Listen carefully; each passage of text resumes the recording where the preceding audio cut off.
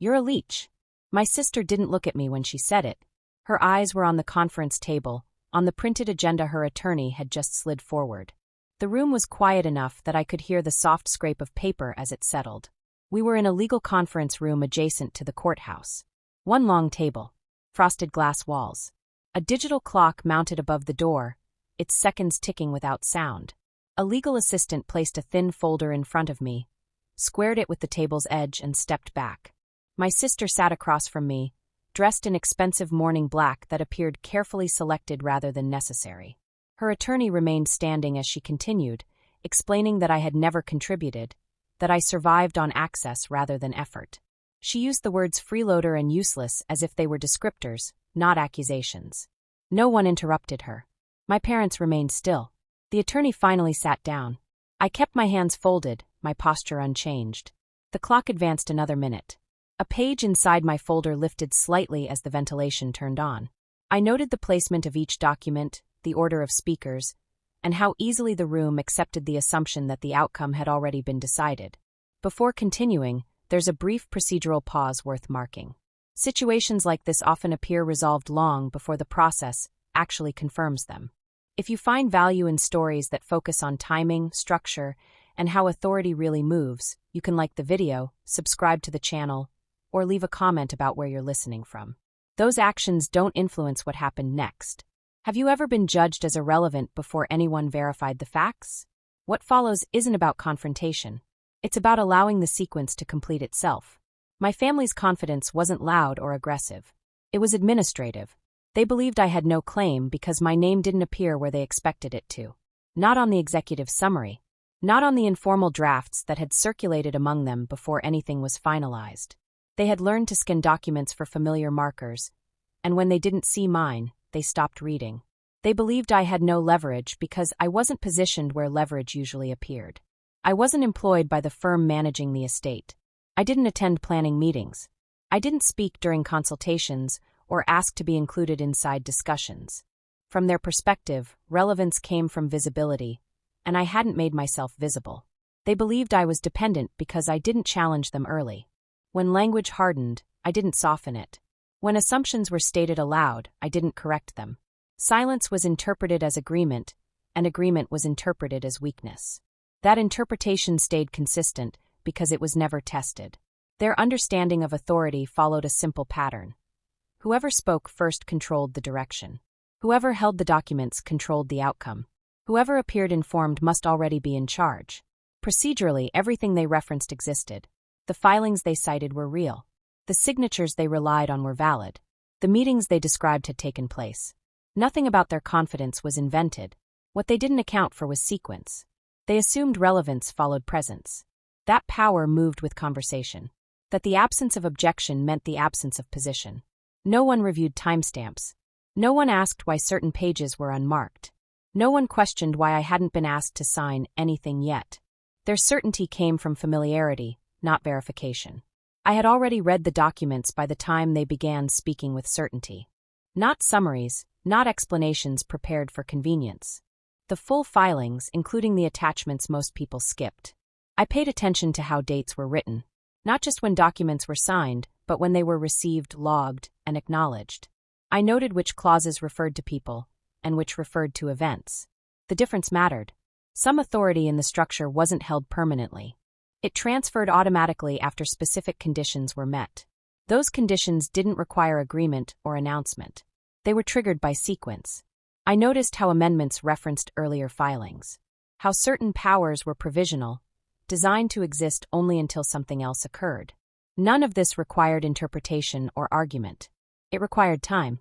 When statements were made out of order, I didn't correct them. When assumptions skipped steps, I didn't slow them down. Every misalignment stayed intact because it was never challenged. From their perspective, I appeared uninformed. From the process's perspective, the relevant steps had already begun. Preparation didn't change the room. It didn't change how I was addressed. No one adjusted their behavior because nothing visible had shifted. I didn't need it to. Preparation doesn't announce itself. It just waits until it's addressed. Interrupting them would have altered the process. If I corrected the sequence, they would have adjusted their filings. If I objected early, revisions would have been introduced. Any interruption would have signaled that something still needed attention. Silence allowed the structure to remain untouched. Each statement made without challenge became part of the record. Each assumption spoken allowed fixed expectations in place. The more confident they sounded, the less likely they were to recheck their footing. People say more when they think they've already won. Letting it continue wasn't passive. It was procedural. The system depends on order. Changing that order too early only delays resolution. Allowing it to complete exposes what was already set to occur. This wasn't restraint. It was compliance with timing. The shift was subtle at first. My sister's attorney leaned forward and repositioned the documents, so they faced me instead of the center of the table. He didn't hand them to me. He tapped the top page with his pen, indicating where a signature would eventually go. He explained that the estate required immediate consolidation. That delays created unnecessary exposure. That cooperation would streamline the next phase. His tone remained neutral, but the order of his sentences placed responsibility on me. My sister followed by restating her position. She said the inheritance needed to be secured before values fluctuated. She said I had no operational role, and therefore no reason to slow things down. She reminded me again that I had contributed nothing measurable. My parents nodded at the appropriate moments. Not in agreement, but in recognition. The process they expected was unfolding on schedule. Additional papers were introduced. Older filings were referenced without being opened. Dates were cited from memory. Authority was asserted through repetition rather than confirmation. I remained still. I tracked the sequence of requests. Which ones were framed as optional, and which ones were presented as inevitable. I noted the timing between statements and how quickly pressure followed silence. No one paused to verify whether the steps they were accelerating were actually available to them yet. No one checked which permissions were still active. No one asked me a direct question yet. The structure they were relying on included a waiting period. It wasn't discretionary, and it didn't require acknowledgement from anyone in the room. It activated on delivery, not discussion. Once notice was received, authority shifted automatically. Not immediately visible, but effective. Certain actions could still be proposed, but they no longer carried force. The difference wasn't obvious unless you knew which permissions expired first. The filings my sister's attorney referenced were valid only within a narrow window. That window closed quietly. No alert sounded. No one announced the change. On the table near my elbow sat my watch. Its face was clean, unmarked, and still. I didn't touch it. I didn't need to. Earlier that morning, a sealed envelope had already been logged. Its contents weren't new. They were final. The timestamp existed whether or not anyone acknowledged it. What mattered wasn't intention. It was order. Requests made after the trigger still sounded confident. They just no longer connected to authority. Nothing in the room reflected that yet. The trap wasn't hidden. It was procedural. There was a waiting period built into the trust. It didn't require acknowledgement. It activated automatically. Authority shifted when notice was delivered, not when it was discussed. The envelope had already been sent. The timestamp existed. The trigger had occurred. My watch vibrated once. I didn't look at it. After that, nothing changed. The attorney reviewed his notes again, confident enough to skim rather than read. My sister leaned back slightly in her chair, her posture loosening as if the difficult part was already finished. My parents exchanged a brief look that suggested relief, not curiosity. Silence settled into the room, not tense, just unoccupied. The clock continued its silent progression. No one referenced it. No one checked a phone. From the outside, it would have looked like agreement. The requests had already been made. The expectations had already been set. The next step in their minds was execution. My sister smiled once, briefly. It wasn't directed at anyone. It appeared and disappeared as quickly as a confirmation. I stayed where I was. My hands remained folded. Nothing on the table required my attention yet. Procedural delays don't announce themselves. They feel like pauses, like inefficiencies, like wasted minutes. People fill them with confidence because uncertainty hasn't arrived. The longer nothing happened, the more certain they became that nothing would. The wait continued. Nothing happened immediately. My sister smiled. The attorney reviewed notes. My parents sat back. Silence expanded. The process continued. The door opened without urgency. No one announced him. The trustee stepped inside as if the meeting had always included his arrival. He wore a plain suit that didn't signal hierarchy. He didn't look at anyone in particular as he crossed the room. He placed a thick envelope on the table near the attorney's papers. It was already sealed, already labeled. The sound it made when it touched the surface was dull and final. He introduced himself once, briefly, then addressed the room as a whole. His voice was even. He didn't ask questions. He stated that notice had been received and logged earlier that morning, that the waiting period had concluded, that authority now rested where the documents specified it would. No one interrupted him. He slid a single page out of the envelope and read from it. The language was direct. The facts were chronological. Names were included only where required. He didn't look at me when he spoke. He didn't need to. When he finished, he placed the page back inside the envelope and closed it. The shift in the room wasn't emotional. It was immediate. The trustee entered without announcement. He placed an envelope on the table. He spoke once.